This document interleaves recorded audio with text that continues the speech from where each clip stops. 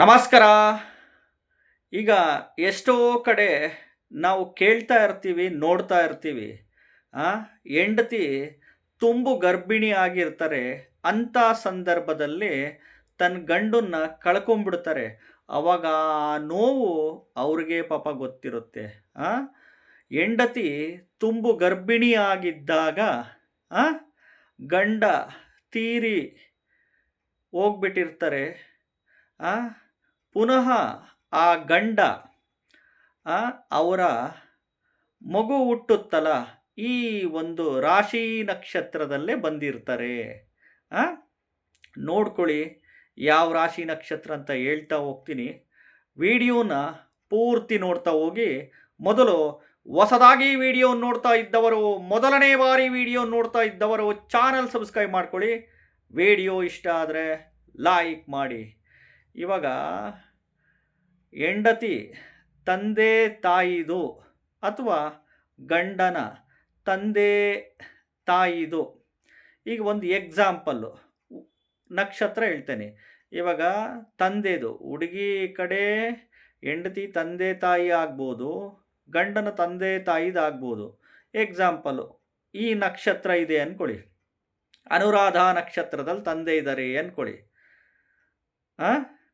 ಅನುರಾಧ ಉತ್ತರ ಭಾದ್ರ ಪುಷ್ಯ ನಕ್ಷತ್ರದಲ್ಲೇ ಆ ಮಗು ಬರುತ್ತೆ. ಸಪೋಸ್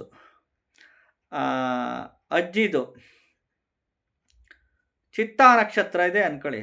ಚಿತ್ತ ಧನಿಷ್ಠ ಮೃಗಶಿರ ನಕ್ಷತ್ರದಲ್ಲೇ ಆ ಮಗು ಬರುತ್ತೆ. ಅಂದರೆ ಈ ಜನ್ಮ ಅನುಜನ್ಮ ತ್ರಿಜನ್ಮ ಅಂತ ಹೇಳ್ತೀವಿ ನಾವು.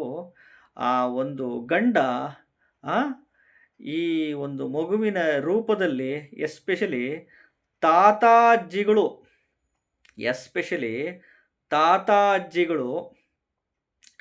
ಯಾವ ರಾಶಿ ನಕ್ಷತ್ರದಲ್ಲಿರ್ತಾರೋ ಆ ಇದರಲ್ಲೇ ಮೊಮ್ಮಕ್ಕಳು ಬರ್ತಾರೆ. ಈಗ ಎಕ್ಸಾಂಪಲ್ ಹೇಳಿದ್ದೀನಲ್ಲ, ತಾತಂದು ಹೆಂಡತಿ ತಂದೆ ತಾಯಿ ಆಗ್ಬೋದು, ಗಂಡನ ತಂದೆ ತಾಯಿ ಆಗ್ಬೋದು. ಮೊಮ್ಮಕ್ಕಳಿಗೆ ತಾತ ಅಜ್ಜಿ ಆಗ್ತಾರೆ ಅವರು. ತಾತಂದು ಅನುರಾಧ ನಕ್ಷತ್ರ ಅಂದರೆ ಅನುರಾಧ ಉತ್ತರ ಭಾದ್ರ ಪುಷ್ಯ ನಕ್ಷತ್ರದಲ್ಲೇ ಬಂದಿರ್ತಾರೆ.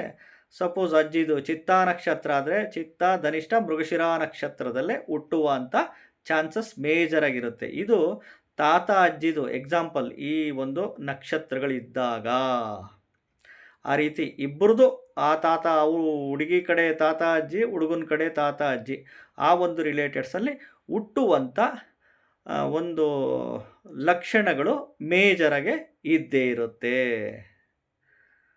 ಪುನಃ ಮಗುವಾಗಿ ಹೊಸದಾಗಿ ವಿಡಿಯೋ ನೋಡ್ತಾ ಇದ್ದವರು, ಮೊದಲನೇ ಬಾರಿ ವಿಡಿಯೋ ನೋಡ್ತಾ ಇದ್ದವರು ಚಾನಲ್ ಸಬ್ಸ್ಕ್ರೈಬ್ ಮಾಡ್ಕೊಳ್ಳಿ. ವಿಡಿಯೋ ಇಷ್ಟ ಆದರೆ ಲೈಕ್ ಮಾಡಿ. ನಮಸ್ಕಾರ.